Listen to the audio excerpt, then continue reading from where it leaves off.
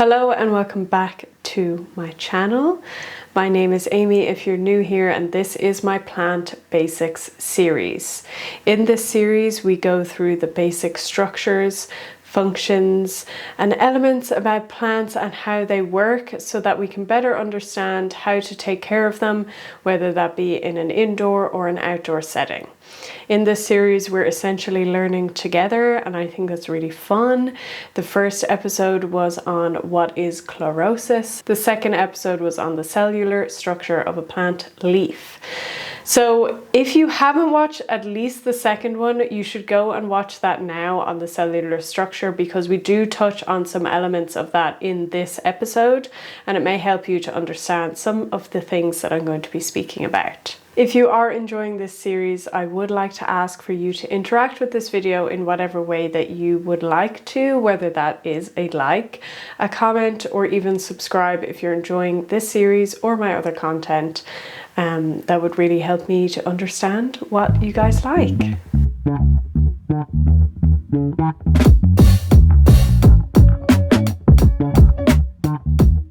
In episode 2 on the cellular structure of a plant leaf, we covered things called chloroplasts. Now, we touched on this briefly and we said that they are located in the mesophyll layer, primarily in the palisade mesophyll, but also present in lower densities in the spongy mesophyll and the guard cells, which control the opening and closing of the stomata. Chloroplasts are the chlorophyll containing structures of a plant cell in which photosynthesis occurs. I'm going to put up a little picture on the screen here of what a chloroplast structure actually looks like, and I'm going to talk this through a little bit. I'm not going to draw this because I don't feel that it's really necessary when there's so many good drawings of it online. So it kind of looks like a pill type of structure, and it has an outer membrane, an intermembrane space, an inner membrane, and then inside that, at the core of this structure, we have stacks of things called granums. Granums are made up of stacks of things called thylakoids, and inside these thylakoids we have things called lumens. These thylakoids are connected to each other by things called stoma lamellae, and the gaps in between the different granums, the stacks of the thylakoids, are called stroma. Those are the gaps that are in between these structures. So this is the structure in which photosynthesis basically occurs in plants. And as I noted, this contains something called chlorophyll. Chlorophyll is essentially a green pigment. Chlorophyll is what makes plants green. So it is a super important and very visible side of all of our plants that we know well and that we love. The function of this green pigment is to essentially absorb light energy and convert it into chemical energy which can be used by the plant. Chlorophyll is also found in other things like algae and cyanobacteria, which is super interesting, but not for the topic of this video. So now we're going to get on to the big word, photosynthesis. What is it? Why do we love it? We love photosynthesis because it is kind of essential for all life on Earth. On Earth, it is essential for so many processes that allow life to happen, such as providing food, which is through our plants, providing food for animals, materials that we use in our lives like wood. Wood wouldn't be able to exist if photosynthesis didn't exist so that the trees could grow. It's also responsible for many of our fossil fuels, which we don't really love, but we have used extensively throughout history and is still, unfortunately, a big factor of our lives. So things such as coal, and essentially they're old plants that are breaking down, that are forming these materials that we like to burn or whatever in order to create energy for ourselves. So photosynthesis really is at the core of so many different processes on Earth when you really think about it. And it is quite fascinating how simple a process this is, but how much it dictates huge aspects of our daily lives. Now, not to get into too much about the climate and things like that, but this process is really, really important in terms of climate change, in terms of how many trees that we create. And we're going to get into what photosynthesis really is. The study of photosynthesis dates back to as far as 1771. A scientist called Joseph Priestley conducted a little experiment. Just for the purpose of understanding this experiment, we know that in order for something to combust or create, fire, essentially, you need oxygen. So what Joseph did was he removed all of the oxygen from a small little glass container using a candle. Okay, so he made the candle burn up all of the oxygen inside that closed container. He also put a tiny little sprig of mint inside this container, and he just let it be. Over time, the candle would have burnt out because it uses up all of the oxygen in this closed system, and then it no longer has what it needs to be able to combust, to be able to have the candle continue to light. It's going to run out of oxygen. This is why, like, covering things like candles will put them out, etc., etc. So he left this alone with the candle and the sprig of mint inside. He knows that the oxygen has been removed because the candle is no longer lighting. And after some time, the candle reignited itself. And this was how he understood that the sprig of mint that was contained in the container actually was responsible for creating extra oxygen to allow this candle to relight. We're going to go through what the process of photosynthesis is from a chemicals perspective. So we're going to write it on the screen here. So we have carbon dioxide, CO2, which is present in our atmosphere, and we know in the wrong concentrations is causing quite a bit of issues, plus water, H2O, which we know our plants love and really need to survive. These two elements, plus light energy, which is present in something called photons. Photons is light energy, which is absorbed by the chloroplasts, produces glucose, C6H12O6, which is a carbohydrate, plus oxygen, O2. So this is essentially the process of photosynthesis. It's CO2 plus H2O using photons in the chlorophyll to create glucose and oxygen.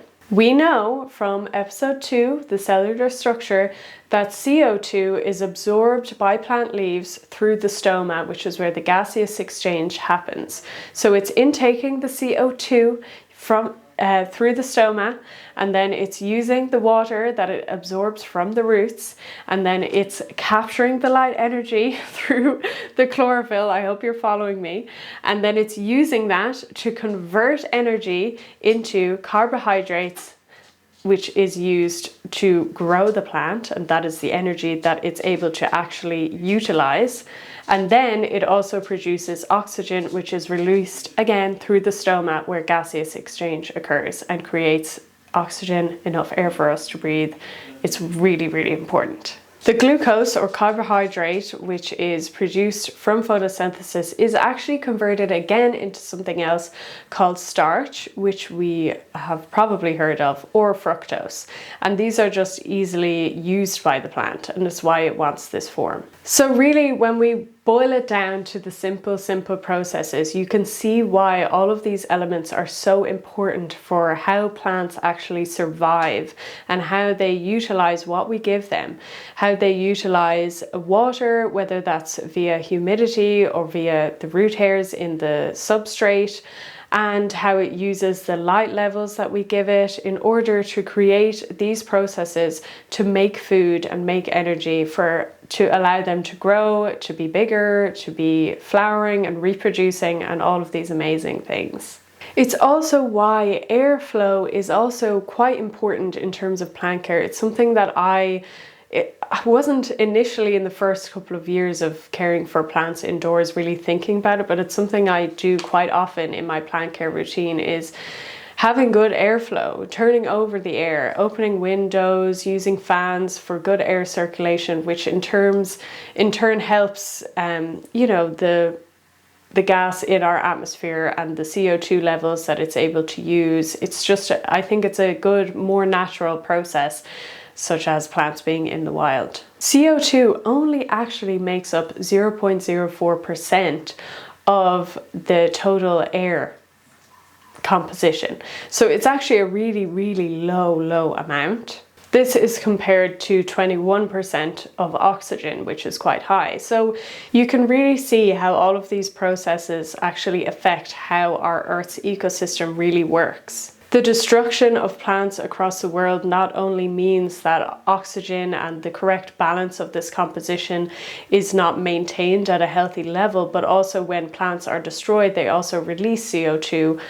And as CO2 is such an issue in our atmosphere at the moment, plants being things that naturally capture this and use it in a process is the reason why, such as the destruction of so much of our woodlands, our forests, our native forests, the Amazon, things like that, is actually creating and offsetting the balance of our atmosphere. So a cool tip for you, which I'm trying to add to each of these videos, is now that we understand this process, you might realize, because of the chemical equation of photosynthesis, we know that the more light that you have, the more photosynthesis is essentially occurring. However, we do need water as well. So this is why in climates, or even in your house, when you move your plant to a highlight area, or you live in an area with a long amount of daylight or high sun, the plant dries out much more often. This is why plants in higher light need more water. It's because the more light they have, the more photosynthesis they want to complete. They want to complete that process more because of the availability of light.